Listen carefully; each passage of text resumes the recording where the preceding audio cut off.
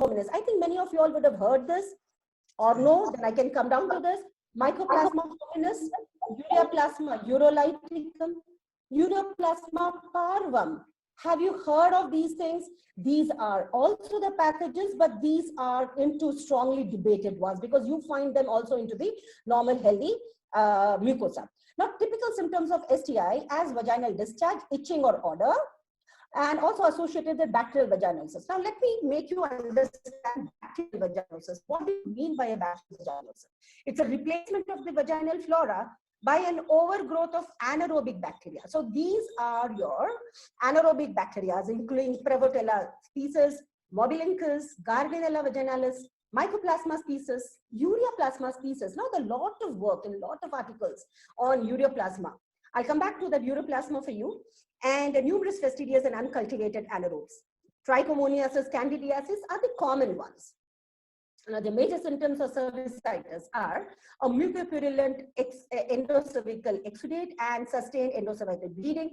However, many infections are asymptomatic. You won't even know that there is an infection. Coming up to Ureaplasma species, as I told you, I just promised you that I'm going to take you to this Ureaplasma species. So what's it? Now, Ureaplasma, we never had, culture or a swab to understand Ureaplasma. We didn't have that much culture, so we were putting it up as one species of Ureaplasma. But there are two, this thing into it. We have Ureaplasma urolyticum and Ureaplasma parvum. To understand Ureaplasma more better, they are known to colonize the mucosal surface of the lower urogenital tract in healthy people. So you see there in the healthy people. Now, risk factors for colonization include multiple sexual partners, low socioeconomic status, oral contraception. Prior to the molecular world, see, the molecular world has really opened up understanding of pathogens. Before that, we used to only categorize this as Ureaplasma urolyticum species or UU. That's it. Now, we have understood that Ureaplasma has got two species, BioVar2, that is Ureaplasma urolyticum, and Parvum, this is BioVar1. Horizontal transmission of Ureaplasma is by sexual contact, and genital infection is usually asymptomatic.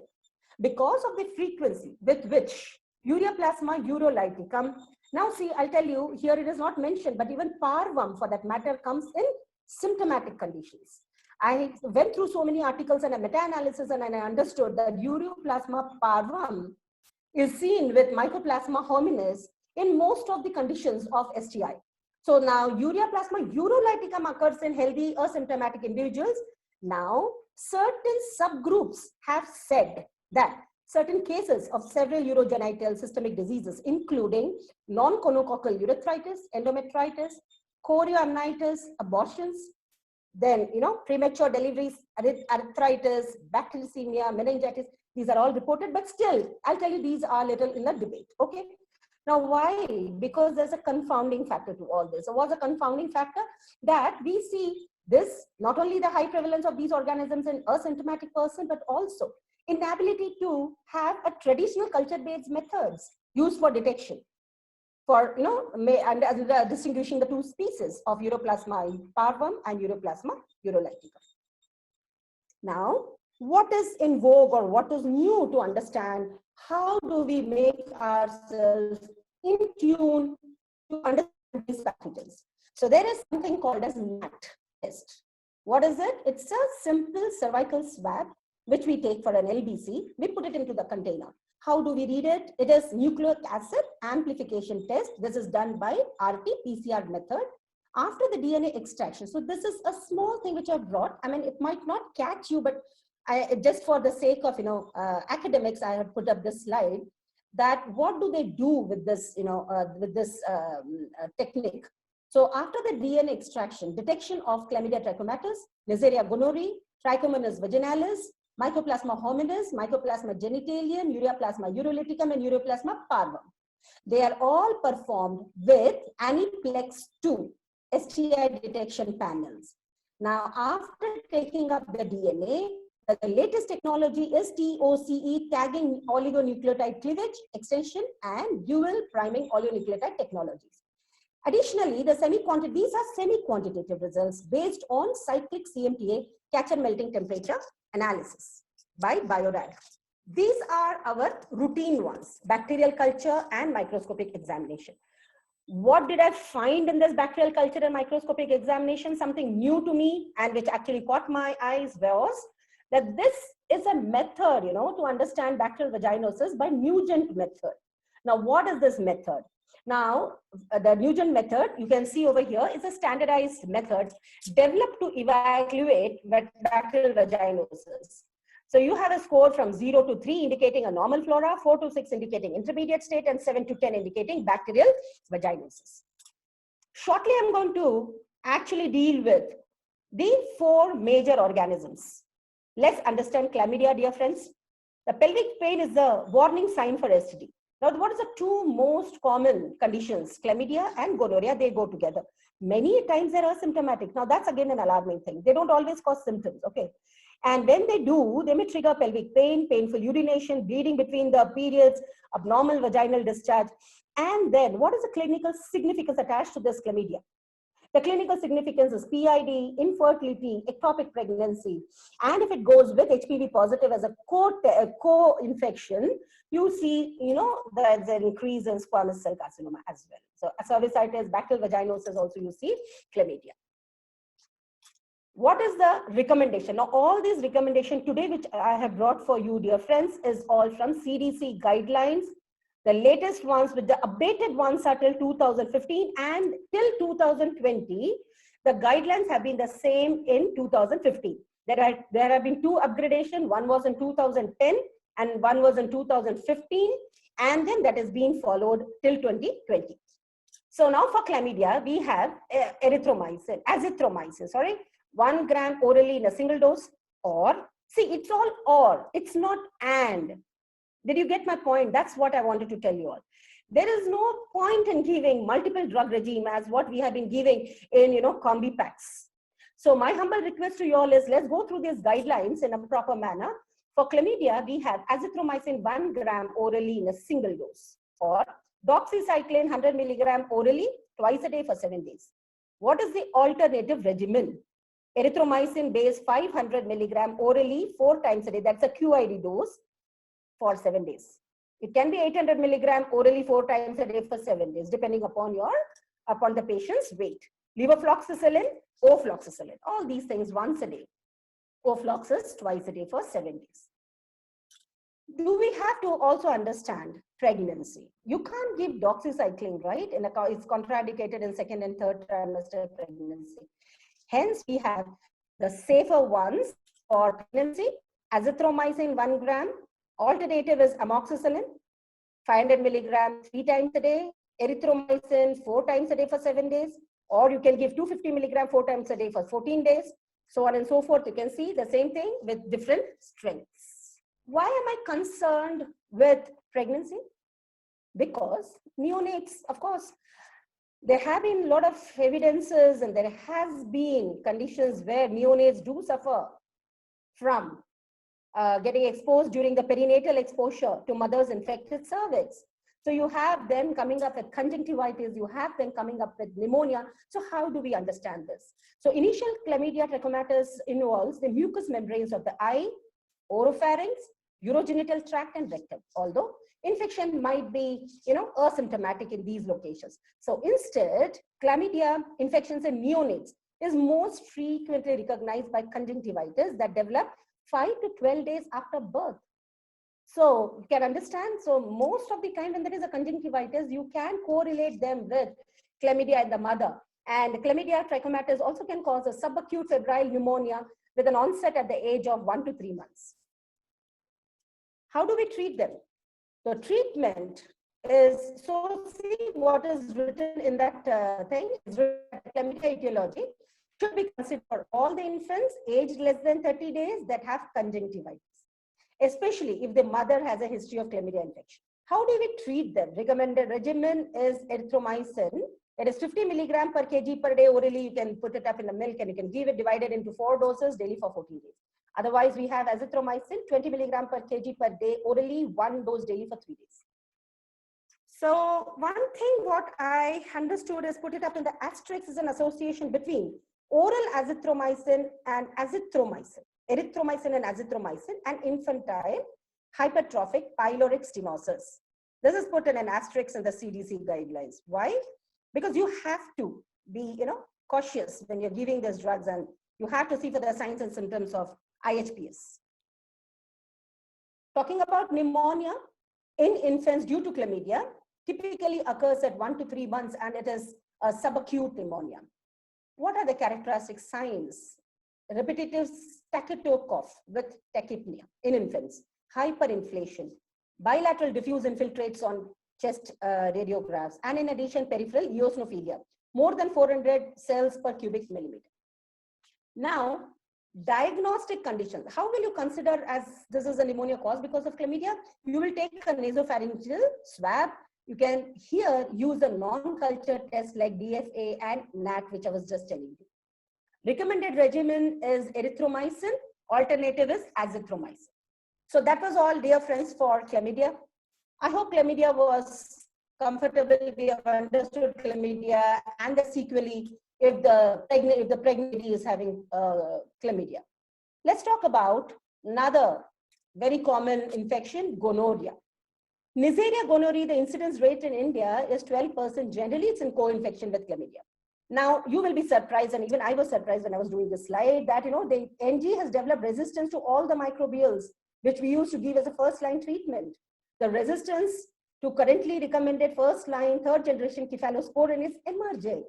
So in this emergent situation, there's a fear that the gonorrhea may become untreatable. Hence, WHO has published an advisory thing that's called as a global action plan to control the spread and impact of antimicrobial resistance. Why are we talking about gonorrhea? What is the clinical significance with it? We have abnormal vaginal discharge, cervicitis, mild purulent odorous discharge per vagina, dysuria, intramenstrual bleeding, dyspareunia, mild lower abdominal pain. CT&G panels are available to identify the organisms.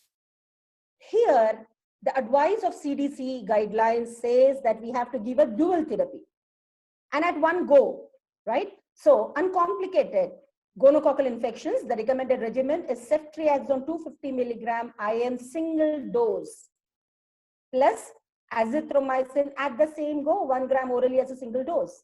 If ceftriaxone is not available, we give cefixime orally 400 milligram as a single dose. Additional to that, azithromycin 1 gram orally single dose. So dear friends, can you relate that we are giving this the combi packs so much that we have really, in our practice, we've got used to this combi packs. So hence we have to little bit shift ourselves from our routine practice and to have an evidence-based practice. Talking about uncomplicated gonorrhea infections of the pharynx, the same regimen, ceftriaxone, azithromycin. Pregnant women also you can give the same dose. Talking about conjunctivitis, here we have ceftriaxone 1 gram IM plus azithromycin. And what do we give for neonatal prophylaxis? You give ointment, that is the erythromycin 0.5% ointment at the single application at birth. So that was all about gonorrhea. We have spoken about chlamydia, we have spoken about gonorrhea. Now we are going to talk about trichomoniasis. Now it's also a most prevalent non-viral STD. It's very high in the United States and of course in India also. Trichomonas vaginalis is associated 2 or 3 folds increased risk for HIV acquisition, preterm birth, adverse pregnancy outcomes, and hence trichomoniasis is to be screened in the routine ones whenever there is an HIV patient as well. How do you have a diagnosis towards trichomoniasis? The best thing, see, you can see down, the use of highly sensitive and specific test is recommended for detecting trichomonas. So what is it? NAT. Nucleic acid amplification test is highly sensitive, often detecting 3 to 5 times more trichomonas vaginalis than our usual wet mount microscopy. So we have been used to, or we were giving the swabs and it was being collected and then wet mount microscopy was done. It has a poor sensitivity to 51 to 65%. Aptima trichomonas vaginalis assay is an FDA cleared one. No, this is FDA cleared. And you can get the swabs from vaginal, endocervical or urine samples. Now this assay detects RNA by transcription mediated amplification. And look at the sensitivity, dear friends. It is 95.3% to 100%, specificity to the tune of 95.2 to 100%. And these are very less cumbersome technologies of understanding. I have been doing it very routinely, micromolecular assay for understanding STIs. Some infected men have symptoms of urethritis, epididymitis, or prostatitis. Some infected women have vaginal discharge. Now, this is diffuse, malodorous, yellowish green, with or without vulvar irritation. Most of them, see now, that's again, look at the figure, 70% to 85% have minimal or no symptoms. And they're untreated for might be years and months and whatever.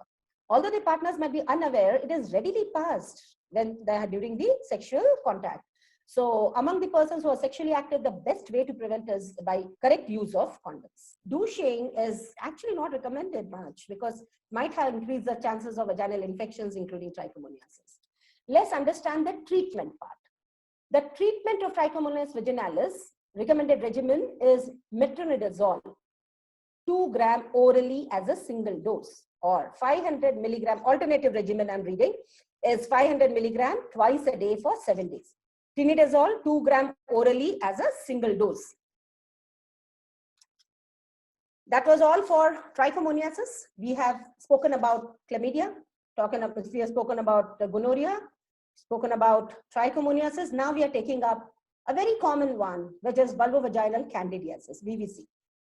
Now, what are the symptoms? Pruritus, vaginal soreness, dyspareunia, external dysuria, abnormal vaginal discharge. None of the symptoms is specific for VVC. You will find that 75% of women will have at least one episode of VVC. 40 to 45% will have two or more episodes. And there have been a number of treatment for this. Of course, all the azole treatments are there. VVC can be classified as uncomplicated and complicated.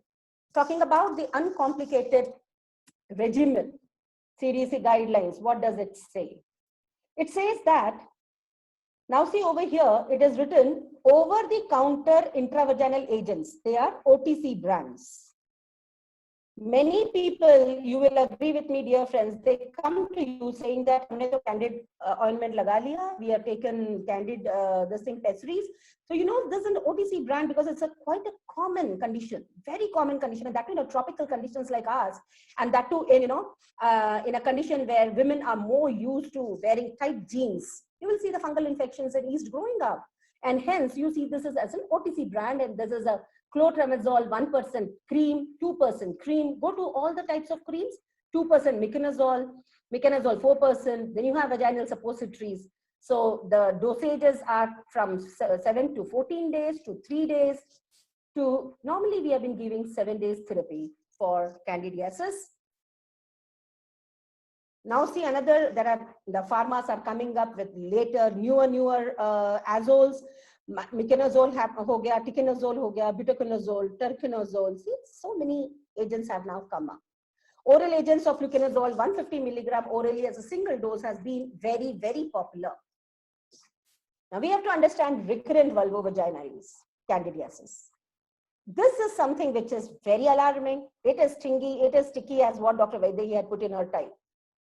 That where we see is this recurrent vulvovaginalitis, and usually defined as 4 to more episodes in a year.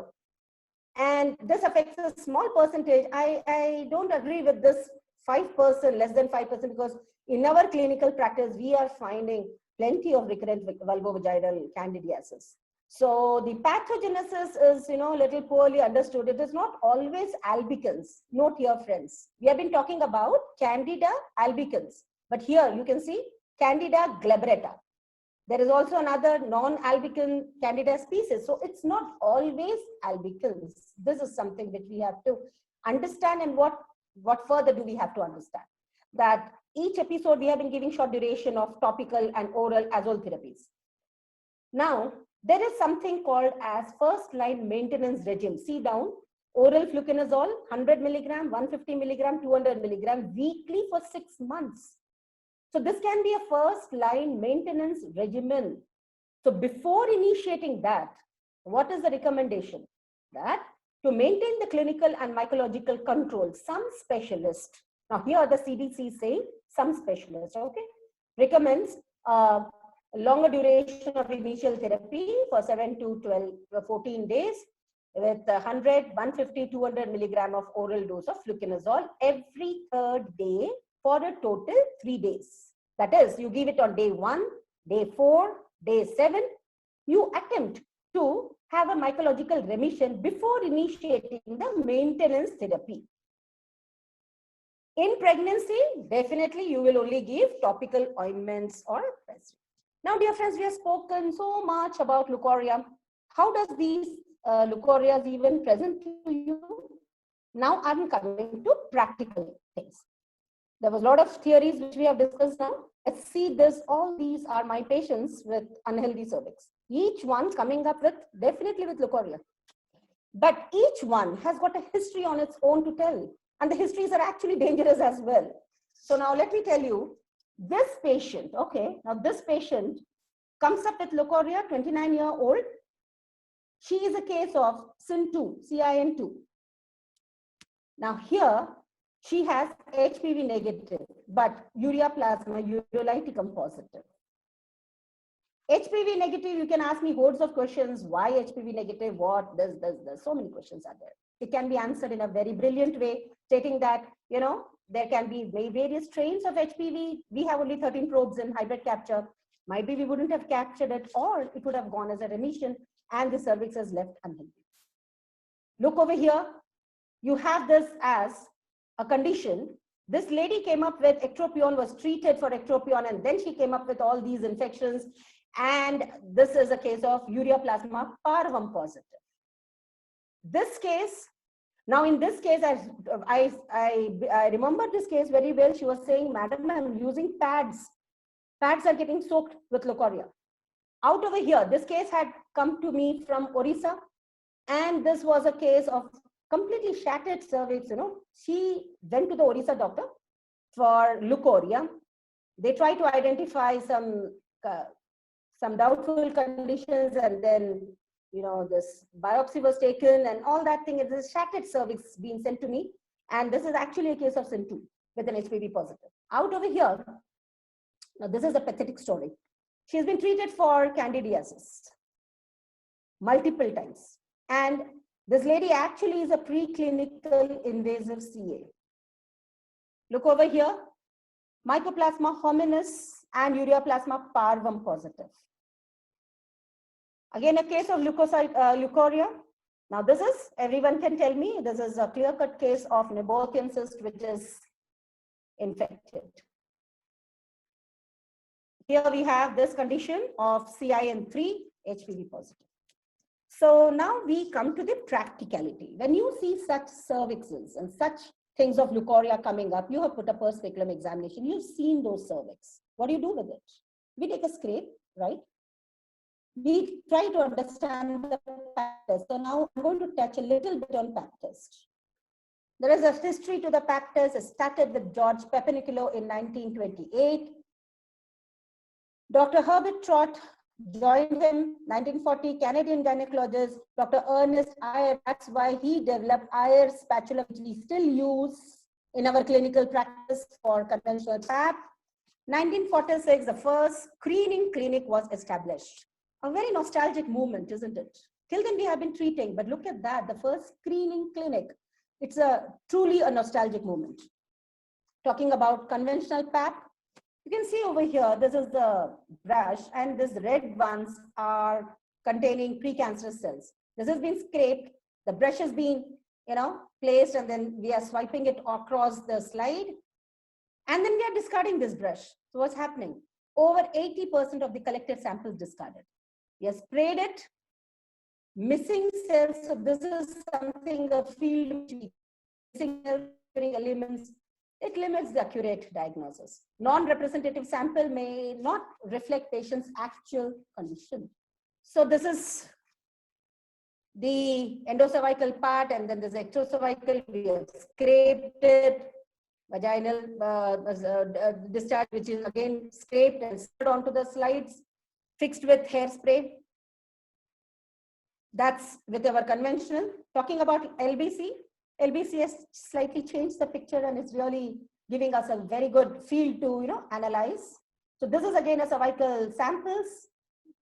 You're putting the whole brush into it. So 100% virtually all the collected samples are rinsed into the vial. Then they are preserved in this preservative. You have this filtration process, disperses random cells. So you get a clean field. You can see the clean field. So representative thin layer of cells and is clear of obscuring elements. Increased opportunity to detect early signs. When we take a scrape, we have this as an endocervical part and an ectocervical shoulder. And we have to scrape it from the transformation zone. Different collection devices. We discard the whole brush into the vial. It is onto the vortex. And you can see over here, the centrifuge machine. And then you have this as dispersion. You take the supernatant, you throw the supernatant away, you take the pellet down, again you do the cell collection, you do it twice and then you centrifuge it. And then you have this as cell transferred to the slide. So you get a superbly clear field. And as a gynecologist, because since I am a colposcopy trainer, I also train cytology as per the BC guidelines. You have to have a microscope with you, dear friends, on your chamber, and then you can enjoy the slides on your own, histopathology as well as the pap test, the cytology. So see, these are your LBC slides. These are your conventional ones. In pap test itself, many of the good cytologists, I've seen them reporting, infections also. So this is your trichomoniasis cells, which was detected. Candida detected with a hyphae, you can see this. Clue cells, bacterial vaginosis shift in the flora. You see herpes simplex with the multinucleated cells. You can see this. These are typical of herpes simplex. But nevertheless, dear friends, you all will agree with me. See a big cloud hanging on our head. This is a big cloud. This is always an inflammatory smear. And I do not understand how to then make it. I had done a beautiful study, it was a retrospective study of 200 samples of inflammatory smear. And I actually wanted to see, but this was a study done in 2010. And I found that we did have a lot of things which we missed out. So we understood that HPV is something which you have to do with a pap test. Either you can do an HPV first and then a pap later. So let's talk about HPV. This is because this is another why dangerous? Because the persistent HPV causes cancer. So this is an STD which you have to understand. Little bit of HPV, human papilloma virus. Harald Zurison in 1936 won Nobel Prize for discovering that the virus HPV, persistent virus, causes cervical cancer. Now HPV is the most common sexually transmitted virus. You have low risk, you have high risk. You have this as a genome over here, and you will see that you have early virus, late virus, you have URR. What happens with HPV goes to the basal layer, it infects the basal layer, and then there are certain release of E4 and E5. There are multiple copy numbers. Now, having multiple numbers from 10, it goes to might be 100 per cell or 1000 per cell. And then when it comes to the superficial layer, now it has to get, transmitted out or shed. So when it has to be shed, it has to be a stable virus. Normally, HPV has got a episomal, a circular DNA. It's a circular DNA. When it goes into the cytoplasm, it is an episomal form. I'll come to that now. So now our now seeing over here, this is what I was telling you, that HPV first infects the basal layer. It is in the episomal form. So this is the infective HPV. Then comes is your inflammatory HPV. These are your different types of HPV, different stages of HPV. It takes weeks where the HPV virus this is a circular DNA, it enters into your host cells onto the cytoplasm as a circular DNA itself. And then there are multiple copy numbers. It is then, that late genes, they get activated, they encapsulate it, and that's how the virus is shed. What am I worried about? What are we worried about? Are we worried about till here? If you see a histopathological slide on this condition where there is a inflammatory smear, Kindly take a biopsy and just see it. What will you get?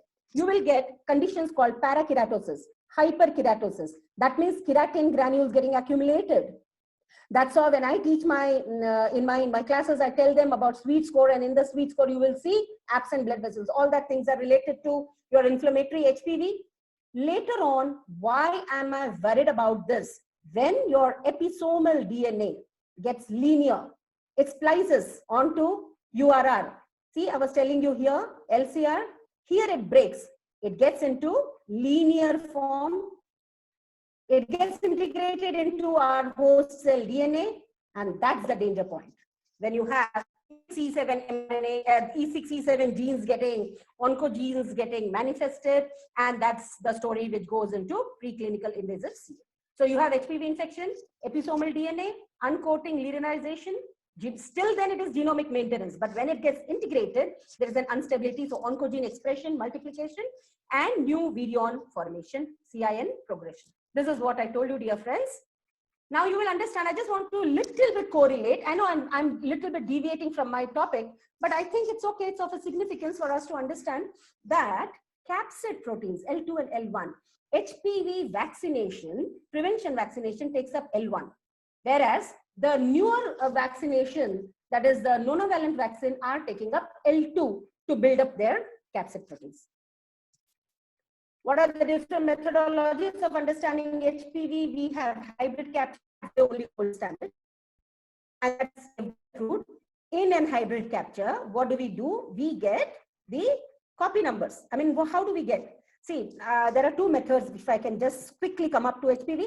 Hybrid capture is USFDA. It's a robust method. So when you collect it, there are 13 probes to identify HPV by the hybridization technique.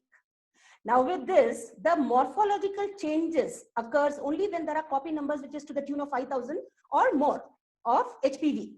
This study has been done by a beautiful study by Dr. Shankar Narayan, and it's an evidence-based study where they understood by having certain copy numbers and more, there is a little morphological changes which you see onto the cells of cervix. But if you do a PCR method, routinely we are getting a PCR method. PCR is a method, it's a very sensitive method. You can even identify 50 copy numbers, but is it to any significance to me as a clinician? Because I have to have a clinical sensitivity and not a lab sensitivity. Are you getting the point, dear friends, what I want to actually mention to you all? So we cannot, because if we are going to apply PCR, we are going to get multiple of HPV positives and we will not know how to take up these cases. So let's stick up to the gold standard, which is the hybrid capture. Then from there, we can take up the test like Roche-Cobas, which is genotyping test. Now the 4 tests, which is these are the only test which is US FDA approved and approved by WHO as well. Cervista finds with the hologic method 1618, Cobas 4800. Now this is available in our country. It wasn't till date, but now it is available. We are lucky to have Roche molecular test with us. And then one RNA test is Aptima. So Cervista and Aptima, as of now, we are not got it. We have those guidelines and I was lucky to be a part of it, making it. So we had HPV testing. Then if it is positive, we can go with VIA tomorrow. Anyway, we are going to go with VIA colposcopy as a sequel to this lecture. If it is cytology, if it is more than ascus, do a colposcopy. 16, 18 positive, go a colposcopy.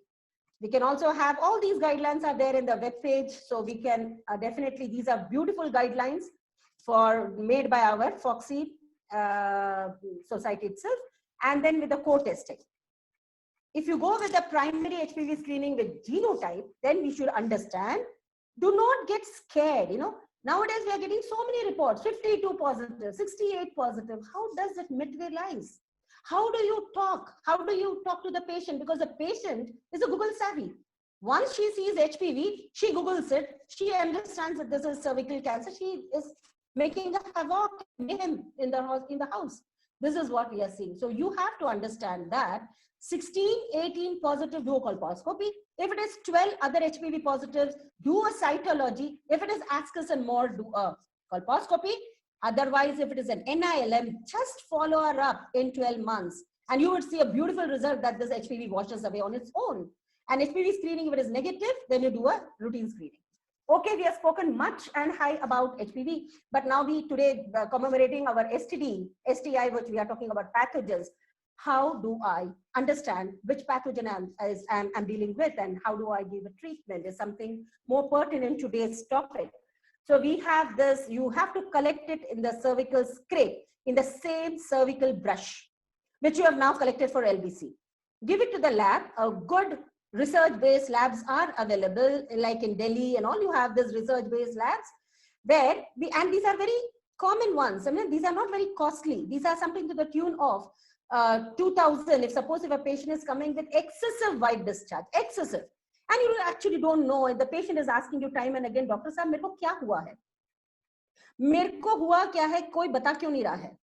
So that is a time when actually when you do this STI panels, you get this as, you know, infective panels, ulcerative panels, and then follow the CDC guidelines. I usually do this because ours is it's more considered to be, you know, one-stop solution for infections and all. So we actually have to do this. See, now this is a case, and I told you this is Mycoplasma hominis and Ureaplasma parvum positive. This case, Ureaplasma parvum positive.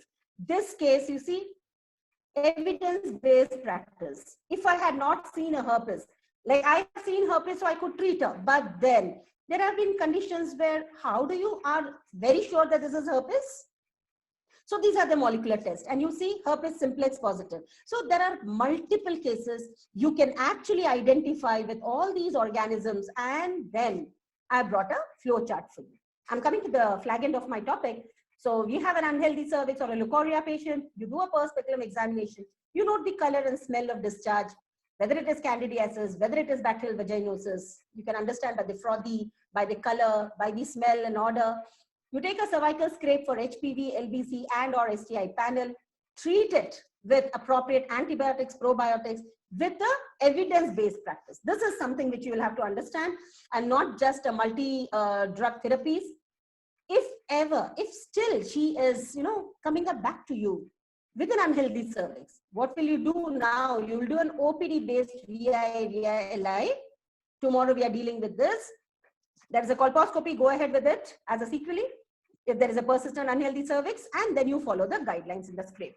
So dear friends, evidence-based practice is something which is going to help you to stop leukorrhea. Multiple drug regimen should be stopped, and we should be giving an evidence-based practice. From empirical, what am I seeing over here? We aren't in the dead end. Let's not do this is actually a googly ball, which actually Dr. Vaidya had put it very fantastically. It's a googly. You have to play it safe. You just can't, you know, make yourself clean bold by giving multiple drug regimen, and then the patient is going from one end to another, and then she changes her pathy. She goes to homeopathy, Unani, whatever. Let's focus. From an empirical one, let's come to evidence-based. So these are the alternative endings. And I come to a small prayer for you all. Peace is the inner light. I wish you peace, the kind that lights you up from inside out. Today being the new year for Tamil Puttan, and then you have it for Baisakhi, Vishu. Then this is Nababarsh and Happy Bihu. In this testing time of ours, with the COVID time, I pray that the new year commemorates great hope, positive belief of fresh beginning, hordes of good health, happiness, and an energetic mind. Nagpur society should be applauded with the highest energetic mind. Thanks a lot, Dr. Vaidehi. And if ever you want any other further help, we have these numbers. You can take the numbers and you can talk to them as well. Thanks a lot for the patient hearing, dear friends. Dr. Priya, you can stop sharing the screen. Okay. Once you're done with the slide, once everyone has noted the numbers, you can stop sharing. I think, shall I do it right away? I think people have noted it. Yeah, I think that's, yeah, you can now. Yeah.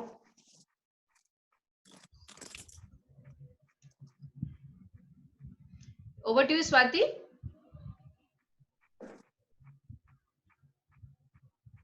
I think there's some problem. Thank you so much, Dr. Priya. It was such a fantastic lecture today. And you would be so happy to know that almost 300 participants had joined us today for your talk. And it's all thanks to you and your charisma and your people know about you. So we will take up the questions now. Yeah, of course. I'm waiting for Lots it. of them, and people can go on typing. I'll take up one question one by one. Yeah, yeah, First question was about NAT. One moment. I'm just scrolling down. yeah. Molecular biological test. Yeah. Would you recommend NAT as a routine with culture, and what is the cost? As I just mentioned, see, NAT is very cheap. It's something around 1,500 to 2,000. Why do we recommend this is, as I'm telling you time and again, it's not for one time STI, okay? One time, but if the patient is coming repeatedly to you, and then you don't know how you're going to treat it, that's the time when you do a NAT.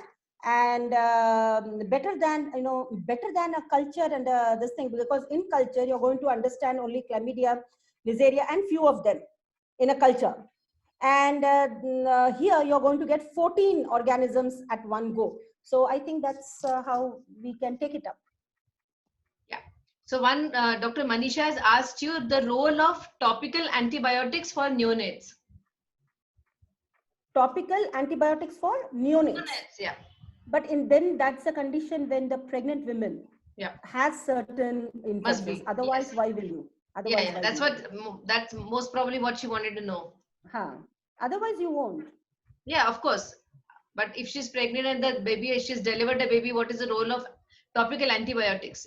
That's what again. Then that's the time when we have to understand that the patient mother is suffering from what, and then if there is a conjunctivitis or something, we had just discussed about that in the slides, how we take it up. Okay. Dr. Pragya she's mentioned a tablet Metrogyl is 400 milligrams, but recommendation is 500 milligrams. What to do? So what to do? So what to do? But we also get tablets of this thing. Now I can understand 400. There are Metrogyls which you get it for 200, 250 as well. You can take it up then. All right. What is the role of itraconazole if patient is not responding to fluconazole in recurrent? So nowadays we are having this itraconazole, serticonazole coming up. So they are really very good, and I have been giving them. So itraconazole is also wonderful medications, and even the pessaries are also into vogue of serticonazole is also very good. So they are the higher end azoles, which nowadays, because this miconazoles have now, fluconazole also have gone into a little resistance is what I see. The next question is, when the report of pap smear is inflammatory and clinically there is no evidence of vaginitis, majority of gynecologists treat it. Repeat pap smear report usually again comes as inflammatory. What are your comments, and is there any need of treatment at all in such cases? First of all, understand, are you doing this screening of the pap as a screening method, or are you doing for a diagnostic method? That's something which you'll have to understand. Number one, patient walks into you for screening, and then you've done, and you've found an inflammatory, you've found the cervix is healthy, just leave it. But now, because see, PAP, now understand one thing, PAP is a highly specific method. Screening, when you're going for screening exclusively, patient coming up, nothing is there with her, she's absolutely symptomless. And you have told her, dear, I have to understand your cervical status, and she goes, yes, for PAP. And then when she goes, yes, for PAP, if there is nothing, if there is inflammatory, just leave it. But if she is coming for diagnostic, now, if she's coming up with a white discharge, and you've done, you've seen her cervix, which is unhealthy, you have done a PAP, again an inflammatory, but now for diagnostic, here you can recommend STI. Okay. Someone, Dr. Rachana, wanted to see that chart 2 again. So maybe at the end of the session, chart 2. Rachana Deshpande has asked you to show chart 2. Chart 2. The second chart, but maybe at the end we can, you can share. Yeah, we will do that. There are loads of questions pouring in for you. I can understand, because this is a very hot topic. Yes. What should we do? So somebody is unmuted. Please mute all your audios, please. That's again about the inflammatory smear. You've taken it up. What should we do when we again an inflammatory smear? The same question again. I can understand, because inflammatory smear. See, let's take this up once for all, because I understand inflammatory smear is something which we have been dealing every now and then. But now inflammatory smear, you have to understand, let's do, rather than doing this, we do a core test, which is a very high specific test. Sensitive test is HPV. Along with that, you have done a PAP test, which is highly specific. So if there you have an inflammatory or HPV is negative, why should you worry? The cervix is healthy, not to worry. There is no infection, nothing to worry. Inflammatory, you are going to get this time and again. You just cannot avoid it. LBC can be a little bit of an answer to, reducing the inflammatory score. Okay. Dr. Ashwini is asking which lab is offering STI panel. I just put up certain numbers, so I can share that with you. Yeah. Any local treatment for aerobic vaginitis is the next question. See, I tell you, there are hordes of treatment. Local treatment, bolega to, then you have those pessaries as well. But the one thing which I understood was, I do not know, I have not done a study on it, but there are certain medicines like Effil and all these things, they are more of a probiotic things, but they are giving beautiful results. Beautiful results I have found with those type of pessaries, those types of ointments. And then going along with little bit of probiotics also definitely helps, because anyways, this patient would have gone to n number of doctors. Believe me, she would have done a self-treatment with an OTC brands also. So I think, yes, having a local pessaries or local things does help. All right. There's a question. What do you mean by NILM? NILM. What do you mean by NILM? Negative for intraepithelial lesions or malignancy. Yeah. Role of vaginal prebiotics in leukorrhea? I have already mentioned. Okay. When to treat the partner? Always. It has to be treated. And now, believe me, again, another thing was a social thing, little bit, multiple sexual partners. So become little bit more comfortable asking questions as well. There's no harm. Nowadays, we are seeing premarital sexual things very common. So remove the inhibition of how to ask these questions to the patients or how to just directly ask them. There's nothing wrong in it.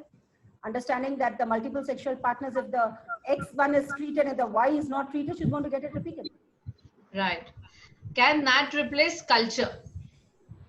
It can, because it's a high sensitive one. It is to the tune of the sensitivity is, because these are DNA tests. You understand this very clearly. And these are DNA tests. It is, we can get the results within 2 or 3 days. And molecular test. So as I told you, culture has got limitations with how many organisms are you going to actually identify. Whereas here we have 14 organisms which can be identified. These are wonderful multiplex assays. All right. Ma'am, can fenticonazole tablet in late 2nd or 3rd trimester of pregnancy be prescribed? See, the CDC guidelines had said that for pregnancy, let's keep it up as topical ones or, pessary applications. Is secmetrazole 2 grams fine for trichomoniasis? Serticonazole for trichomoniasis. Yeah. For trichomoniasis, we had the CDC guidelines of metronidazole, but serticonazole, now they have to be understanding that this is an antipyretic, parasitic, which we are going to talk about. Serticonazole, they are azoles. They are more towards your candidiasis. So it's better we stick to those guidelines. Okay. Anyone can Nagpur answer that? Which labs in Nagpur conduct NAT test? Dr. Leena, can you answer that? I have unmuted you. Which labs in Nagpur conduct NAT test? Oh, okay. HPV testing interpretation in vaccinated women. Yeah. And syndromic management in resource poor settings. So HPV in vaccination, get back to me. Dr. Vaidhi, what is the question? Yeah, the question is, what is the role of HPV testing? How is the HPV testing interpretation in vaccinated women? Vaccination, you need not do an HPV testing for, that is not a prerequisite for vaccination. Okay. And now suppose if you're vaccinated also, you're vaccinated against 16, 18, Phylogenetically, it can, okay, have a tree of, 33 and 45. But what about the rest of the what about the rest of the viruses? What about the rest of the strains, I mean to say, of HPV? So you go as per the routine ones. It's immaterial that you have an HPV vaccinated woman and then you're doing an HPV to understand kya hai. So it's nothing of that sort. All right. And syndromic management in resource poor settings. Syndromic management, that means you are just treating the syndromes or you are just treating the symptoms. So again, in a resource poor setting, I will be taking up tomorrow VIA. See, in government guidelines also, GOI. I've been also instrumental in making some modules for them for MP government as such as a TOT. What did we take up in the syndromic management was we understood that a lot of resource setting, poor resource settings. Here you do a VIA, understand what is the pathology you are actually getting connected with. And then from VIA, tomorrow I'll be taking this topic anyways in a bigger way. That from VIA, we can do a colposcopy if there's a VIA positives and then all the hordes of things. We will take up this question tomorrow. All right. Is it good to advise abstinence or condoms during treatment period? Better. Condoms is always, but the right methodology of using a condoms. That's something which has to be understood. Can you give and the partner being treated as well. Okay. STD profile, where is it? STD profile, what is this cost and where to get it done? The same question again. Same question. I will share certain numbers. As I told you, you all can take up that numbers. These are research-based laboratories and they have been doing this. They have been also doing Roche test for that matter. Roche is very, as I told you, Roche is one of the tests which is available for HPV. Again, a US FDA recommended test. So I will share those numbers. You can take it from there. Okay. You answered that. I think any role of Echoflora and Florecia, you've answered that, right? Yeah, I've answered that. Yeah. For especially active girls who come to OPD worried about STDs, what should be the recommended testing and treatment? It's the same, no, similar, because see, I tell you those few of the slides which I shown you, those were active girls which are unmarried and the Mycoplasma hominis came positive for them. So again, giving them that CDC based guidelines of 1 gram of ceftriaxone injection, those things which I just showed you in the CDC guidelines, this really helps you a lot. Okay. Antibiotics are the same for treating the partner? Yes. Okay. Because it's the same infection. That has to be done along with culture and sensitivity, or does the report tell about the sensitivity of the antibiotics? Is a question from one of the doctors. The antibiotic sensitivity is not there, unfortunately, in that. It is only for understanding the organisms. Whereas now, when you do a culture sensitivity, we also have the antibiotics also be listed up. That's one of the advantages of doing a culture. Okay. Over that. Yeah, Dr. Pragya asked you, people using bee wash, I mean, any hygiene wash, she has seen that it increases the discharge. Is that so? Yes. See, one of the statement was avoid douching. Did you see that? Bee wash and then douching and all these things. Even I have seen for that matter. I've seen in plenty of cases. Applying these things, the pH alterations leading to further infections. And then all those opportunistic infections coming up. So I think it's advisable that we recommend now that there's no need for all these, douchings and all that thing. Just leave it, and I mean, it should be fine. Please correct me. Do we use? I mean, the patients are not douching with bee wash, right? They are just applying externally. They are just applying, but then prior to applying, they are douching. Okay. See, so you ask any patient clearly. That has to be avoided. Yeah. Okay. Is secnidazole 2 grams fine for trichomoniasis and not serticonazole? All these conozoles are azoles. AZOLES. They come under the brand of azole. I mean subgroups of it. Okay. For trichomoniasis, kindly give metronidazole. Okay. So that's a clear message. That's a very clear message. Let's be very clear. If it is only recurrent vulvovaginitis with candidiasis, see, there are patients who come with candidiasis along with trichomoniasis. So here you give those regimen. you give metronidazole along with serticonazole. Okay. What is the role of silver as some products promote? Silver nitrate and all that stuff. Yeah, she must I have. haven't used it much. I haven't used it. I Most don't know. okay. Most of the OPD patients prefer to have one-stop solution. What to do? So then become an evidence-based practitioner. Okay. Right. After delivery, what is the best time to go for liquid-based cytology? I think everything, even for copper T and all, see now, 2 months is what we say. But actually, I have to search certain papers to give you a right evidence base. But what I do as my practice is I do an LBC for this patient after 4 months. I take this thing of 4 months because of lochia. Then you take certain, 6 weeks. Sometimes there is a sub-involution. It takes a little time. So we just wait for this. 4 months. So 4 months is what I have been doing, but some people have been doing 6 weeks as well. Now, let me tell you that also. Some seniors have been doing after 6 weeks also. Now, for this question, we will have to go for a meta-analysis to understand actually what is the recommendation. All right. Sexually active young girls who are asymptomatic but come to make sure they haven't acquired STD, do we still treat them according to CDC guidelines with antibiotics? We first understand them, na, that do really they have any infection or not. It's not necessary that sexually active can also be with a protected sex. So not that every time they have an STD. So we have to understand what type of infection they are coming up with or what are the signs and symptoms, and then only we do it. Okay. Because nowadays this question has become a very, very important, pertinent question for that matter. Okay.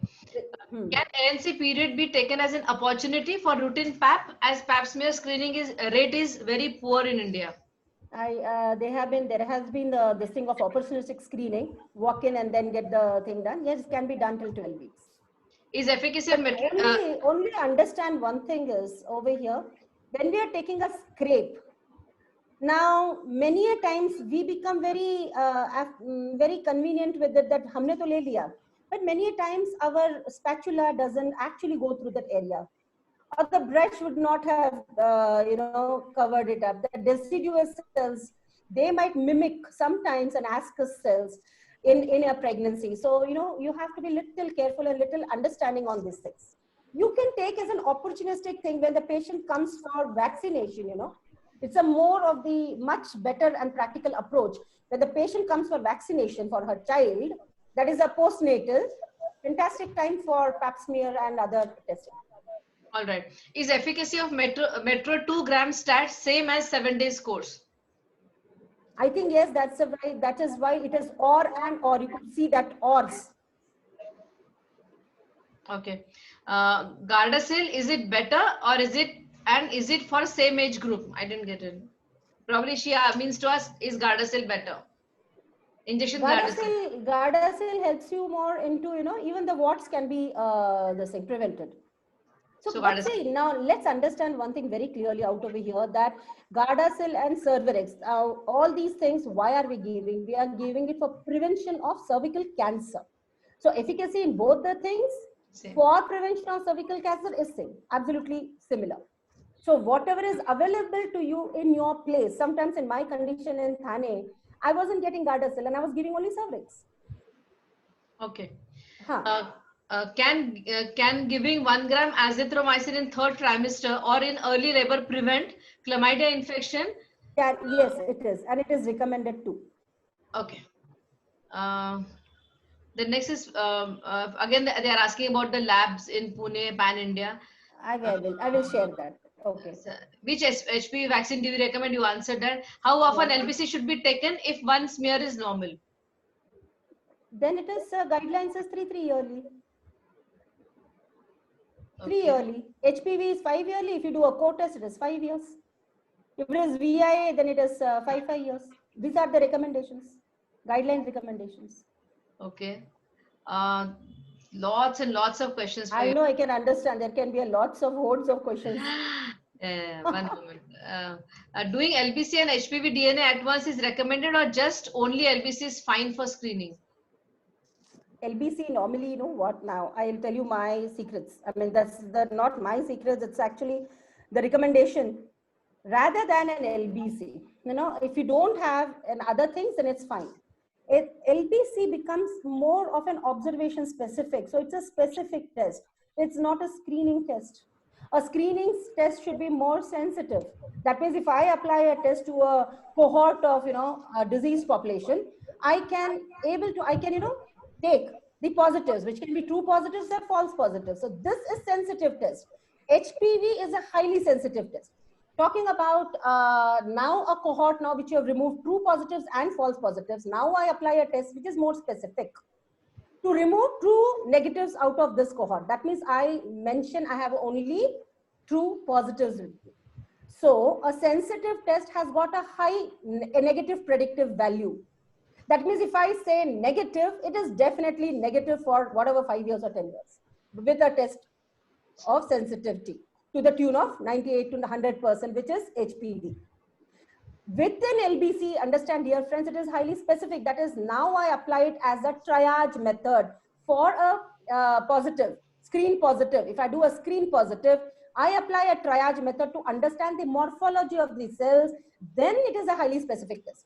Now that's the tune for LBC or for PAP test. So which are the tests which are good specific tests? BIA, mRNA, PAP test. These are good specific tests. That means a PAP will never say, I mean, it cannot miss out a cancer. But we as gynecologists, we have to understand we are not only into cancers, we have to see as the first timers into precancerous also. So the precancerous understanding of LBC somewhere gets little marked down because it's an observation specific. Secondly, you wouldn't have collected from the areas which is affected. The transportations might be wrong or whatever they've said or done reasons. And hence we apply a test which is highly sensitive test. And so the first time test can be an HPV test as per even WHO guidelines. Tomorrow, if I want, I mean, tomorrow what for the benefit of our participants, I can get you few guidelines of WHO talking about the screening before, you know, we start this VIA and colposcopy so that you understand exactly how do you go about it. Yes, yes. I'll get for you tomorrow. I'll get for you tomorrow. That would be great. There's one more suggestion for tomorrow's session. Dr. Pragya has requested you, if possible, show us the correct method of taking a pap smear by IRs. Definitely. By IRs. So that is, I'll have to see the video with IRs, but I can show you with this thing. If you want me to show LBC, I can show, I have a beautiful video on LBC. All right. So whatever is possible, ma'am, tomorrow, so they would be benefited. Let me check out. I would have taken certain videos while teaching the MP government people, you know, for as a TOT. Let me see. If I have, I will share it. Yeah. Definitely. Then.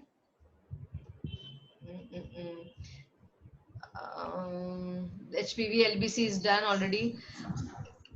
Is there any role of HPV vaccination in age group of 40 and above who are asymptomatic? Recommendation is 45 years. You can give the vaccination till 45 years. Now the efficacy, this is our GCPR guidelines. So you do recommend for women above 40? Yeah. But now understand one, it's a catch. Now what is the catch? The catch is you have to tell the ladies, first of all, you have to take a consent. You have to tell them that the efficacy might not be 100%. Yeah, let them understand this quite clearly. Yeah. True. How to go about in recurrent leukorrhea in asexual inactive women? Recurrent leukorrhea in sexually inactive. Inactive. That is sexually inactive. Yeah. Again, the guidelines are the same. No, it can be because of candidiasis. Now she is wearing suppose a tight panties or something of that sort. Tropical conditions giving rise to unhealthy, unhealthiness. I mean, all that thing. It's not every time sexual activity can be the main part. Right. It can be because of any other conditions as well. So the thing is going to be the same. The understanding is going to be the same. Yeah, probably she means she won't be able to do a proper PSPV examination. That is why maybe I'm not sure why she asked that. Because she's can be because of that. Now again, see here in such conditions, if the hymen is not ruptured, now to understand, there won't be much of an STDs in these conditions. This will be more of the physiological conditions. Yeah. So what do you do in that? Physiological conditions, there's nothing to worry. In fact, nothing to worry. Because in physiological conditions, you're going to ask her the questions of whether it is thin, it is odorless. You have to, you know, give her a psychological support, because I had a condition, and it's a very troublesome condition, where this lady keeps on calling you up and saying that I have not done any this thing, but why am I having this? So you have to explain to her, you have to be a little bit more empathetic, and, you know, treat her in this thing as well. So Okay, here the probiotics also helps. I have seen the probiotics giving Vivac DS or something for 21 days, you know, giving a small, this thing of, you know, single dose of fluconazole. All these also helps them, because there can be a certain element of a hidden, you know, candidiasis or something into it. So this is something that we'll have to understand. What to give for routine vaginal cleaning? I mean, she must have asked what to give for routine vaginal hygiene, maybe. What do you recommend? People, there are plenty of it, no, like V-wash or something of that sort also. But then first thing is a simple, you know, lukewarm cleaning.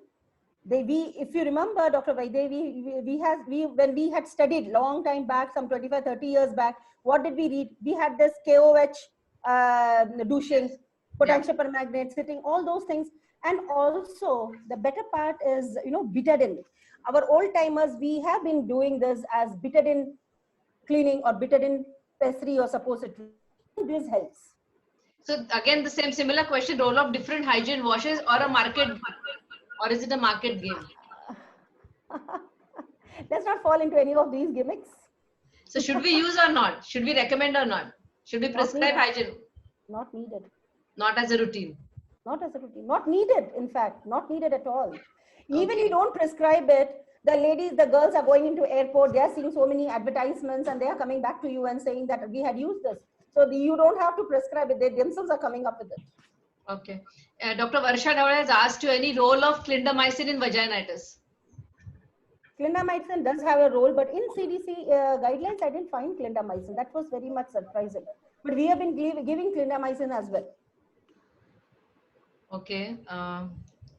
Let me just scroll down, because role of arginine gel and F heal in cervical erosion. I found it very good. Good. In fact,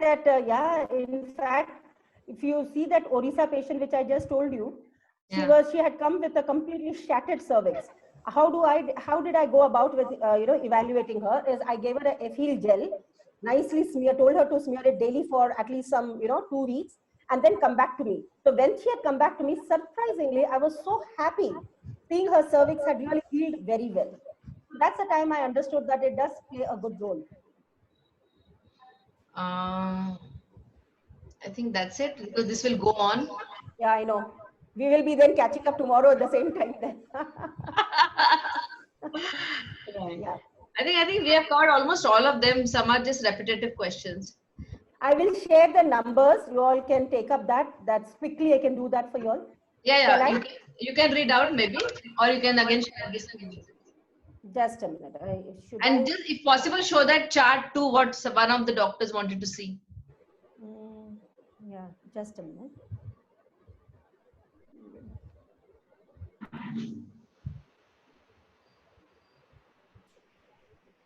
I should do a share the screen, right? Yes, ma'am. Yeah. So this quickly, you can take the snapshot of this. I put my number as well. I thought, like, if suppose somebody has further questions, can ask.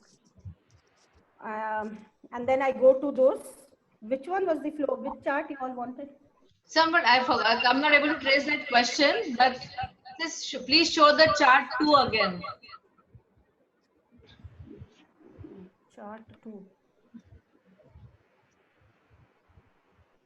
Is this it? This chart? There was a chart. I think maybe who asked that question can quickly type in again. All right. I got it for you all. Yeah, maybe this. Let me read this out for you all. It will be easy. Yeah, they can just take a screenshot. We'll save time. Yeah, better. All of you can take a screenshot of this flow chart. This is just simple. See, you have been doing HPV plus LBC as a co-test. If it is coming both as negative, you return it for 5 yearly screening. If the HPV is negative, cyto is positive. What do you mean by cyto positive? It can be ASCUS for LCIL or ASCH or HCIL. If it is only ASCUS, because many times you have been seeing ASCUS, right? And LCIL. So then the chart is saying that you repeat the co-testing after 1 year. If it is ASCET or ETSIL, you do a colposcopy. And here, after repeating this core test after 1 year, if you find HPV negative, cyto negative, just forget it for 5 years, call her up after 5 years. If it is HPV positive, cyto more than ascus, that means something has occurred more, HPV has now become positive, do a colposcopy. Then, in this condition where HPV is positive and cyto is negative, these are various conditions. Here what you do is, for this HPV positives, try to understand the genotyping. Whether it is 16-18 positive, do a colposcopy. If it is non-16-18, then you just repeat this course test after 1 year. That's it. And then there can be two conditions, that HPV or cyto would have been still remaining positive, do a colposcopy. Both are negative, turn after 5 years. The last condition is HPV is positive and cyto is positive. Obviously, you will do a colposcopy. So this is the chart.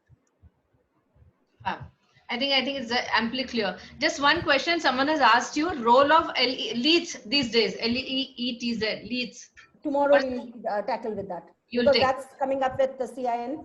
Yeah. And that's coming up with colposcopy. We will take up all those questions tomorrow. Yeah. So maybe we can take a lot of practical questions tomorrow. Right, done. I think we are done with the questions. Most of them we could cover today. And there are almost close to 60 questions for you. More than that, I think. I'm used to this. That's really great. That just speaks volumes about your talk and how people you have aroused interest in them. Thank you so much, ma'am. Over to you, Raj. Swati, sorry. Swati. Yeah. Thank you, ma'am. Thank you so much. Thank you. Thanks a lot. Really very interactive and great.